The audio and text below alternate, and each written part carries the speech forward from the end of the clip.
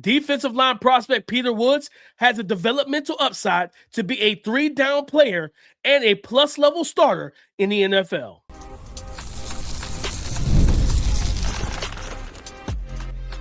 You are Locked On NFL Draft, your daily podcast covering the NFL Draft. Part of the Locked On Podcast Network, your team every day. Welcome back to the Locked On NFL Draft Podcast. I'm Damian Parson. That's Keith Sanchez. And on today's episode, we are breaking down the scouting report for Clemson defensive tackle Peter Woods, a polarizing name in the 2026 NFL Draft class. We're going to explain the grade, give you some NFL comps that we have for him. We're going to talk about the concerns when it pertains to his NFL Draft profile, and then we're going to kick the show off with giving the pros, what we like about Peter Woods. Keith, Peter Woods is I would say this, in terms of a statement I would make, this is a talented but misunderstood 2026 NFL Draft prospect. This is a guy I feel like is being prospect fatigue. We've been talking about it for 3 years. I feel like he's being a little misjudged based off of things that was out of his control in terms of what Clemson did with him in that defensive line, Keith. But what are the pros? What's that superpower? That's what I'd like to ask you. What's that A trait, that superpower for Peter Woods? Yeah, I think this is the superpower for Peter Woods. It's the fact that he's well-rounded. And we'll get into the cons because I think that actually the played against him a little bit because of the different positions that the coaches were willing to put him in. But when you talk about it's I'm about to describe a player that seems like, okay, why is this guy not one of the top prospects, which is going to go to my point, right? When you talk about the first step explosiveness, you talk about the quickness, you talk about the hand usage, you talk about the high motor, you talk about the range that he has as a defensive lineman.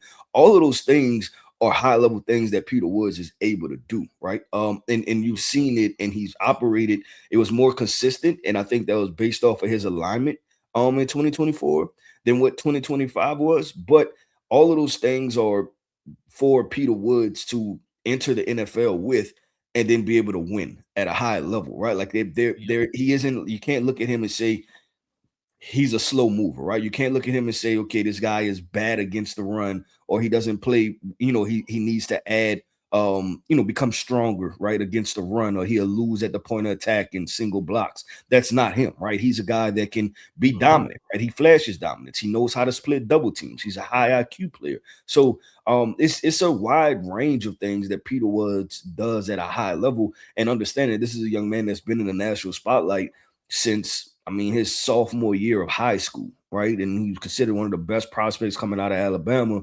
the state of Alabama. And then his freshman year at Clemson, he's been since then, playing and attempting to make an impact in a Clemson hierarchy, right? Or I guess let's say fraternity of defensive linemen that have been, since the Christian Wilkins and Dexter Lawrence and Rook Aurora, you see, be a second round pick. Like, they've had a lot of guys come out of there, and especially we talking about the interior defensive line position. No, 100%, Keith. I love the fact you brought up all of that. Really, the first step quickness is evident, right? I feel like when you're watching his tape, you see a guy to get off the ball quickly. In 2024, there were reps where they rushed him off the edge as an edge defender, and he won. Like he ran the arc around tackles, and I'm like, now this isn't what I want you doing, but the fact of the matter that you could do it is a kind of feather in the cap situation. Brian Brissy is another name that I didn't. Yeah, Brian Brissy. With the Saints and everything. And I remember, I think we talked about it. Like, I went to the pro day last year. What was it? Jake Brenningstool and Phil Moffa and those guys. Yeah. And I remember being there watching scouts look and point at, it was TJ Parker. If I remember correctly, I think it was TJ Parker and Peter Woods was off in the corner, watching their guys supporting their teammates. And scouts were just staring and looking at these guys like, yeah, these are the guys for next year. And things didn't go as Clemson planned, obviously, for the season. But Peter Woods I think he's got hand strength. I love his ability to go quickly from run defense in single man situations, single block situations. You turn on the Boston College tape, you see him shoot his hands, lock out, look for the ball. Okay, it's a passing play, quickly and quickly completes that push-pull technique, right? Puts the almost throws the guard on his face, and then he closes and nearly gets the sack, right? But I think that goes into like, you see some defensive tackles based on the scheme, they just tell you, hey, go get the ball, go get the quarterback, attack. Other guys are coached more balanced. Like, you got to play the run first and then get to the quarterback, right? And you see that in those type of situations. So I think you see quickness. Also, keep the lateral agility is there too. Like, game I was watching, but he's lined up in like kind of that 2-eye, almost 3-tech situation, and he hits a kind of a swim move with a little club, and he covers ground and gets opposite side of the center of the formation. Now the ball went the other direction, but that's what they had. They think they were trying to run like some type of stunt or whatever, and it wasn't properly executed by the defensive line. But you see that lateral quickness of, hey, you're dealing with a lot of wide zone rushing schemes in the NFL. You're dealing with a lot of that. Can you stay on your feet? Can you strike offensive linemen, stay square, and get and be able to meet the running back and stay within range, or as we talk about with corners, stay in phase of the football? I believe Peter Woods does that at a high level. Again, this was a guy that played way more zero tech than he should have, right? And because he's 305 pounds, he was 6'2 and a half. He came into the combine at 298, but he plays closer to 305, 310. And he had 31 and a quarter on the arm, so the arm length was fine. It wasn't 32s, 33s, but it's solid. Again, quickness, strength, run defense, whether it's playing with physicality against the run or finesse versus the run, this is a guy that makes plays in the run game. He can live and he can get into the backfield. Again, and I'll save my comment for later, but like there was an SEC defensive tackle last year. You go back and watch the tape, like, man, we got a 330-pound defensive tackle. We're going to put you as the 3-tech. We got this 300-pound defensive tackle. Hey, you're the 0 in our city. It's the same thing. You got DeMonte Capehart at 315, 320, playing 3-tech and rotating in and out, and you got Peter Woods playing 0. It didn't make sense. And that the way Clemson used him muddied up his film and his projection to the league, and the lack of production. Because people will really go look at the pass rush win rate and say that's not enough to go around one.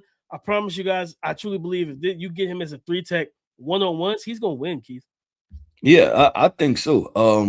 And that's why I discussed it. I said it looks like we're going to describe a very good prospect, right? When you ask me the pros, I'm like, well, there's a list of them. And taking this back to the very beginning of the season, right? Like there are mock drafts out there done by everybody, right? They're coming out of the 2024 season. Some people had him as a top 5 pick, and some people had him as the best player in the entire class, right? And there's a reason to that. Now, I always tell you that DP, I'm not a guy that believes that players, especially in how Peter Woods won, right, that they were great and they just became bad. I don't believe in that, right? Like you believe what your eyes see, and you're like, okay, this is a good football player. Now the thing is, you should ask yourself what happened, right? And then go through the process of peeling back the layers of what actually happened to him, right? Like in why isn't the production or the impact the very same way? And what you discussed, I think makes a lot of sense. But DP, I think at this point in conversation, this makes a good pivot point, right, for us to explain the concerns, right? Like, why is Peter Woods no longer considered a top 10 pick, a top 15 pick? Some people don't even have him as a first round pick. What are the concerns of Peter Woods? We'll discuss that and then obviously apply context of how we view the situation and everything. We'll talk about that coming up next. The NFL draft is here, where preparation meets opportunity and every decision matters. It's all about being ready when your moment comes. And that same mindset applies off the field too. That's where Rujit comes in. Rujit offers treatments designed to help you feel ready and confident when it matters most. Their top option, Rujit Ready, is a mint that dissolves under your tongue with clinically proven ingredients. It works quickly, often in about 15 minutes, and can last up to 36 hours. And they also offer Go Long, designed to help with both performance and control. It's all about showing up at your best whenever your moment is. Head to Rujit.com/LockedOnNFL to get 15% off your ED treatment. That's Rujit.com. That's RUGIET.com/LockedOnNFL for 15% off. Rujit, performance medicine for men. Before we break down the concerns for star defensive lineman from Clemson, Peter Woods, don't forget to check out the Everyday Club for ad-free episodes and access to our group chat via Discord with me, Keith, and other listeners of the show. Tap the link in the show notes or go to lockedonnfldraft.supercast.com to subscribe and join. Keith, Peter Woods, when you talk about the concerns, right, I think, oh, man, for me, it's going to be probably the arm length, like, for him. Overall, I think it's fine, but it's not the 32s, 33s, 34s where you're like, man, like he could just shoot his hands and keep those interior offensive linemen out of his chest, right? I think for him, I think I talked about this when we discussed what's his name, Ruben Bain. It's that with blocks because it shows up sometimes. Like, hey, it puts so much onus on their hand, on their punch timing and everything, and just the rhythm of how they do things, to where if they're late with their hands, they can't control the rep or make it an even fight for themselves in a sense. But also when it pertains to, for Peter Woods in the arm length, it's finishing, right? Getting into the backfield, whether it's against running backs or quarterbacks, like the ball carrier or the quarterback in the passing game, you'll see him get back there. Sometimes he misses the mark in terms of just because his arms aren't long enough to actually get a good grasp of the player or their jersey or their shoulder pad or whatever the case may be. So number one, I think it's going to be the arm length for some people. And for me, I think the arm length, like I said, I think it's fine. He has a wings per NFL.com. He has a wingspan of 76, a little over 76.38 and everything. So I think the arm length, it's fine. The wingspan is fine, but definitely wish he had more reach advantage, Keith. But the other thing I would say, it's the concern, not even a concern, but I would just say it from this aspect. I mean, you know how we talk about intangibles sometimes, the decision making during this process of the NFL draft. Walter Nolan last year went to the Senior Bowl and destroyed it, right? And showed why he was one of the best defensive players in last year's class. I had said it the entire Peter Woods need to do the exact same thing. If you came to the Senior Bowl at 6'2.5", almost 6'3", 298, quicker first step, still violent hands, still powerful, and you're winning those one-on-ones and you're dominating those reps, run and pass situation, people forget, Keith, we always talk about narratives and momentum. People forget what happened during the season. So, man, this dude killed it during the draft cycle, man. Like, he was dominant at the Senior Bowl, all that. He didn't come to the Senior Bowl. He didn't work out at the combine, and then he went to the pro day, where the pro day workout, and I think he said he still was a little injured or whatever. His pro day, like, the numbers weren't great. So it's like, that's my biggest thing is like, man, your decision making during this process, I think that hurt you more than anything. Yeah, the way Clemson utilized him hurt him, but you could have, because if you go and dominate the Senior Bowl, you could, like, you know what, man, see me at my pro day, I'm good, whatever the case may be, so forth and so on. Or you could have pulled a Malachi Lawrence, like, you know what, I dominated one phase of this whole type of thing, I'm good. I'll see you guys at the draft, or in rookie minicamp after I'm drafted. I'm not doing anything else. So I think the process, and I look at the arm length, just from a finishing standpoint, it's like he's going to be able to get in the backfield. How many times is he going to miss the mark just because he doesn't have the reach and length advantage? Yeah, the only thing, like I said, I'm kind of neutral on how I feel about it, right? And that's just overall my scouting in every prospect, right? I just kind of put it in that bucket, right? But the concern, and I think the production part, right, is what people are going to go to, like, man, why he wasn't as impactful. But like I said, I think that's when you go and cut the film on and you see him playing nose tackle, right? And you're like, okay, he's not playing nose tackle. And I think there's an opportunity. This is the point I want to make. Last segment is for the game to get easier for Peter Woods. It's like, well, what do you mean by that? Putting him in better positions, right? And if you take up like defensive tackles, period, right?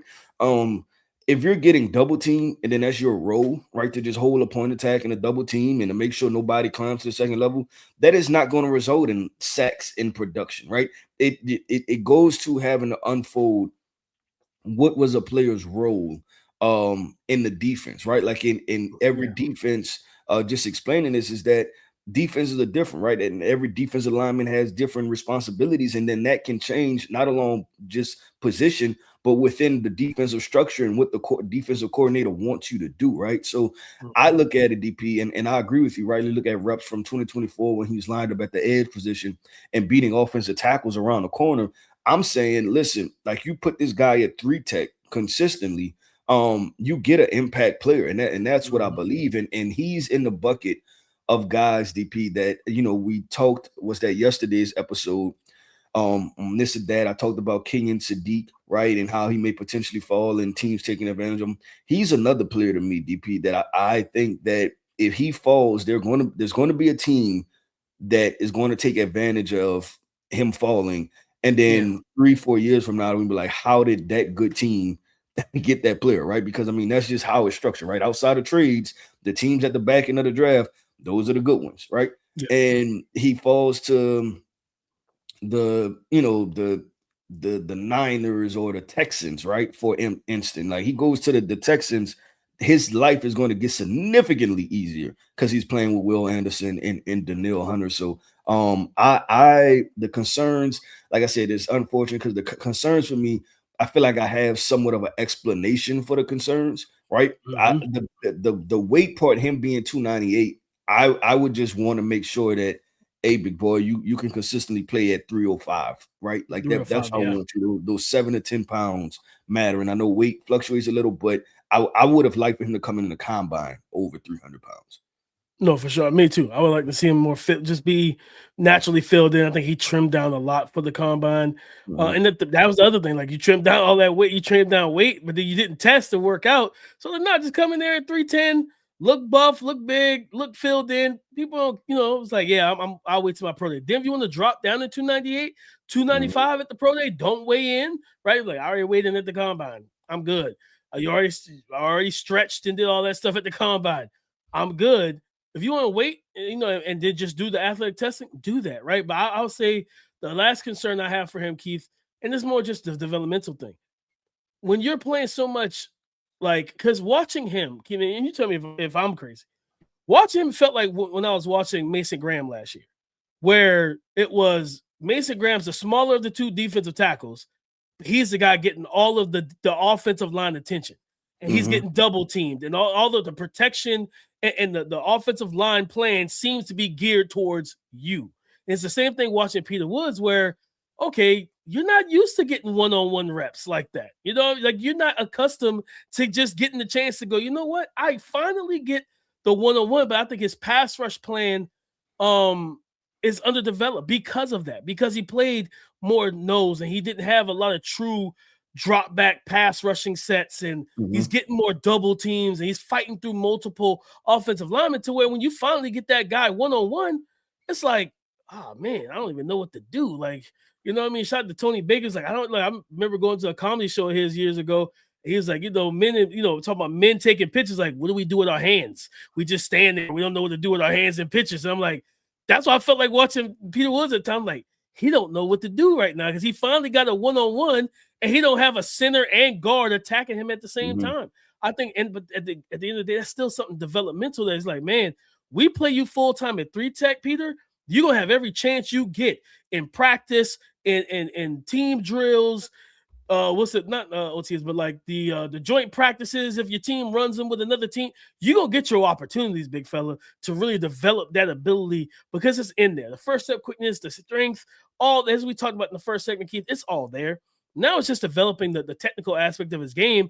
Once we get him in the right role and right position and not move him around so much, Clemson got a bad habit of that. Isaiah Simmons, what was it? Man, I'm blanking on the linebacker name who went to the Ravens a couple years ago.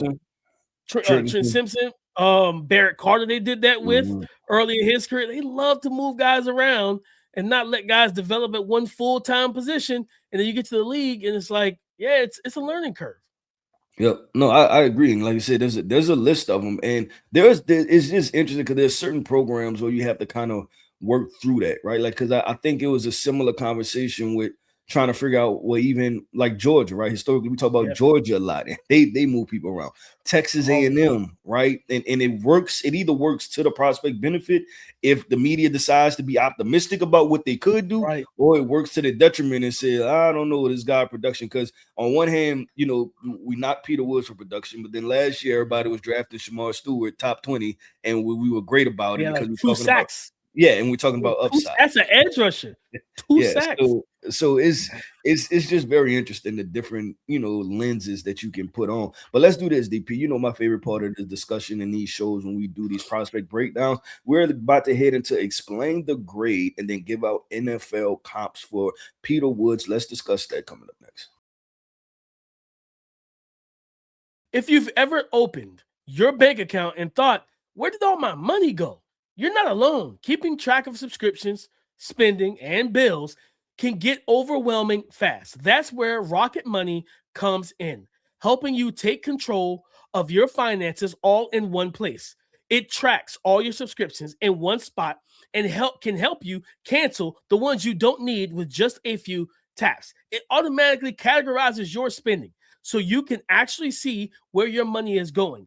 And you can set budgets, get alerts, and stay on top of up and coming bills. It just makes everything feel more organized and gives you a clearer picture of your finances day to day. Rocket Money is a personal finance app that helps find and cancel unwanted subscriptions, monitors your spending, and helps lower your bills so you can grow your savings. Let Rocket Money help you reach your financial goals faster. Join at rocketmoney.com/locked on. That's rocketmoney.com/locked on.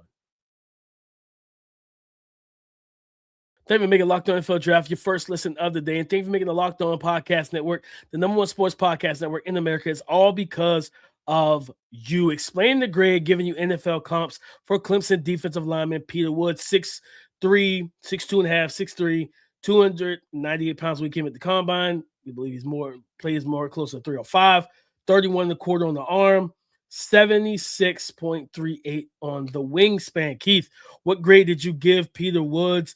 And then we'll get into the comps. Yeah. Being completely fair in my evaluation, right? Looking at both sides of the coin and talking about the pros, the cons, right? And balancing those out. I gave him an 85, which is a fringe first rounder, right on the brink of first round grade, right? Like I think he's falls in that 20 to 32 bucket at this point, or just maybe not even for a mock draft, but just the grade I gave him. Is that part when you combine both of the film. I'm not out on him like some people think he should be in the late second round grade. No, I think this is a first round prospect. Do I think he's as dominant as a Jalen Carter at this point in his life? I don't see that point, right? I don't see that part, but I still think that this is a very talented young man. So that's why I still give him a first round grade. Yeah, kid. For me, I gave him a 8-0, which is basically the same exact range for us over at Bleach Report. Late first, borderline early second, depending on how the board falls. I think he's like we talked about, kid, and you said it. I feel like he's going to be a steal for somebody that doesn't overthink it. I want people to understand, Keith, that yes, we trust the film. Yes, we watch the tape, but also you need context to everything. Like if you're watching the film and you don't see the fact that you don't understand the fact that, hey, 305 pounds playing nose tackle shouldn't be happening. Mm-hmm. I don't really know that you might not need to be watching film. You might be listening to us tell you what's happening on film. You know what I mean? If you can't see that, that's a problem from a schematic and coaching standpoint, that your 305-pound defensive lineman and defensive tackle is playing where your 325-pound defensive tackle should be playing, and you got them in the total opposite position. So I got him as a late first. Got to acknowledge this, again, the arm length concerns that's going to be there, the lack of production. But I want to, real quick, Keith, before we get in the comments, I know people, quote the PFF stuff. So I got some stuff for you. People be like, well, in 2025, right, Keith, in 2025, what was his numbers per PFF? They counted for 3 sacks, 2 QB hits, 9 pressures, and 1 batted pass. His pass rush win rate was 8%, Keith. So, of course, people are like, don't like that. Here's where it gets a little different. his true drop back sets, true passing sets, no play action, no RPO, no defending the run. He gets to pin his ears back and get to the quarterback. All 3 of his sacks came on true pass sets. His hurry, his one QB hit, one of his QB hits, and 5 of his hurries and pressures came on true passing sets. And when he was able to just pin his ears back, he had a pass rush win rate of 16%.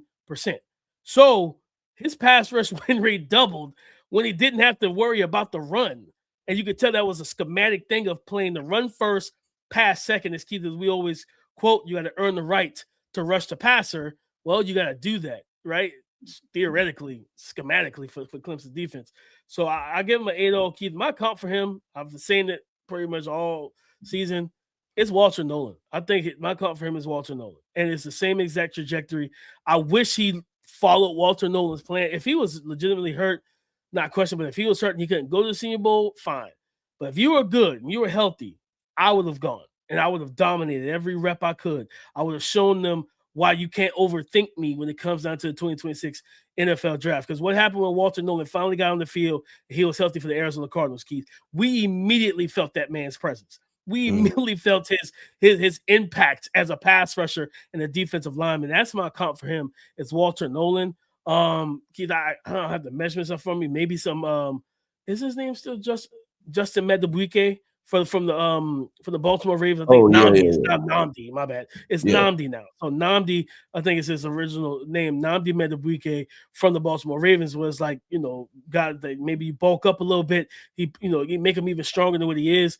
But I still think this is a guy that's going to be a steal. The Houston Texans, back in round 1, like you look at that situation, kid, I'm not going to lie. I think the Chiefs pairing him with Chris Jones, you know what I mean, on the interior of that defensive line for Steve Spagnuolo. Like, if you like sawed-off edge rushers, I don't know why you wouldn't like Peter Woods as a defensive tackle. Like, you like these short-arm edge rushers and everything. So why not put a Peter Woods? And I think he'll be an absolute playmaker for whatever defense he goes to, albeit put him at 3-tech and let him cook. Yep. I think Chicago is another spot, right, to look at. They have a need at the interior defensive line position. Should be interesting. And then the Buffalo Bills, they need IDL. I hope they don't plug him in at nose tackle. And I'm trying to think of the defensive tackle that they drafted years ago out of Houston. Ed Oliver. Yeah, Ed Oliver, right? Like that, and that was kind of his issue, that they would, had him playing kind of out of position from time to time. So I hope they don't kind of repeat that situation. My NFL comp DP, I went with, and I discussed him for Caden McDonald, and I was like, nah, the height weight doesn't match up with Caden McDonald. I'm gonna go Javon Hargrave. Because that's me buying into Peter Woods being that upfield penetrator too, right? Like just if he gets in an attacking style 4-3 defense where he plays 3-tech, I think this young man is gonna be a problem. And it's really because DP, he has good overall body control. His reactionary athleticism is good. He's a good athlete. He's not just a straight line athlete. His movement skills. I think it was one play. Was it against Georgia? And I can't remember if it was like a read option by the quarterback, and the quarterback pulled it. And he just kind of closed to the sideline and broke down right in the open field. And it's like you don't really see that with defensive tackles. So I think Javon Hargrave somewhere in that range of a type of player stylistically. I think where he goes is going to be huge for Peter Woods if they allow him just to go and play to his strengths and like I said earlier in the podcast, make the game easier for him. No, 100%, Keith. I think he's the type of guy that, like, similar to Jalen Carter, right? Like, you go to a team, Jalen, they already had your teammate in Jordan Davis, right? Like, you go to a team that has a nose tackle situation, even if it's not no star, like not a Jordan Davis type nose tackle, but some of these nose tackles who are just good at what they do. They eat up blocks, they eat up space, they take on they command the double team because they actually play that 0-tech. They're lined up right, either head up to the center or right in that crease between the center and the guard, and they're trying to shoot that gap, forcing the guard and center the double team. That gives you that one-on-one. I think that's a great situation for him in those even front defensive line situations. Again, allow him to be your penetrating defensive tackle. He's going to be good in the run game. He can anchor. He can shoot his hands and lock out and everything. And to your point about Javon Hargrave, I got just some measurements. Hargrave was 6'1", 309. He had 32-inch arms. and everything, coming out of South Carolina back in 2016. And even with Namdi Madubuike for the Ravens, he came in at 6'3", 293. He had the advantage over him on arm length. He had 33 and a half, or 33 and a half, while Peter Woods has 31 in a quarter. So he had almost 2 inches, a little less than 2 inches of arm length and wingspan on him. But nonetheless, I think that you look at both of those guys, you're like, man, if you could fall somewhere in the middle of that, yeah, no, I'm taking you late round 1, and I'm going to be just happy and just fine with it.